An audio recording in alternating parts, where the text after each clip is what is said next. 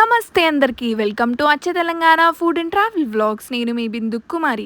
పండక్కి ఏం స్వీట్ చేసుకోవాలో అర్థమైతలేదా? చాలా జల్దీ చేసుకోవచ్చు ఈ స్వీట్ ఐటమ్ అయితే.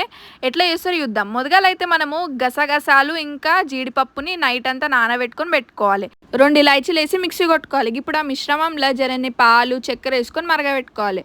ఇప్పుడు మనం పూరి చేసుకుందాం.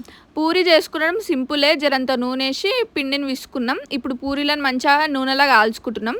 స్వీట్ పూరి అయితే చాలా మంచి వంటకం, అందరు వేసుకోండి. చాలా జల్ది అయిపోతుంది. అసలు రాత్రి ఓన్లీ మనం నానబెట్టుకుంటే సరిపోతుంది. గసగసాలు అవన్నీ పూరీలు చేసుకున్నప్పుడు ఇట్లా వేసుకోవచ్చు, టేస్ట్ బాగుంటుంది. ఇప్పుడైతే మన స్వీట్ పూరీలు రెడీ అయిపోయినాయి. ఇట్లా పొంగుతున్నాయి చూడు పూరీలు, ఎంత మస్తు ఉన్నాయి అసలు. ఇప్పుడు కార్తీక మాసం కదా, రేపు కార్తీక పౌర్ణమి కూడా ఉంది. ఇది వేసుకొని ఇట్లా ప్రసాదం లాగా పెట్టొచ్చు, చాలా బాగుంటుంది. ఈ స్వీట్ మిశ్రమంలో మనం పూరిని డిప్ చేసుకుంటా పక్కన వేసుకుంటే మన స్వీట్ పూరి రెడీ అయిపోతుంది. మామూలుగా ఉండదు అసలు, నోట్లో నీళ్ళు వచ్చేస్తున్నాయి. మళ్ళీ తినాలనిపిస్తుంది. మళ్ళీ వేసుకొని వస్తాను నేను. మీరు కూడా వేసుకోండి, ట్రై చేసి ఎట్లా కుదిరిందో కామెంట్ చేయండి. సరే మరి ఉంటాం మళ్ళా.